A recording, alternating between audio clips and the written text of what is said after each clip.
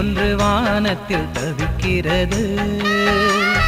துடுப்பே இல்லாத படகு ஒன்றை இன்று ஆழ்கடல் குடிக்கிறது.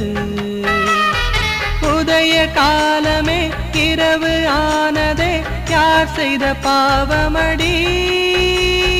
விழுது என்றுதான் வேரை தின்றதே, யார் தந்த சாபமடி? சிறகே இல்லாத பூங்குருவி ஒன்று வானத்தில் தவிக்கிறது. துடுப்பே இல்லாத படகு ஒன்றை இன்று ஆழ்கடல் குடிக்கிறது.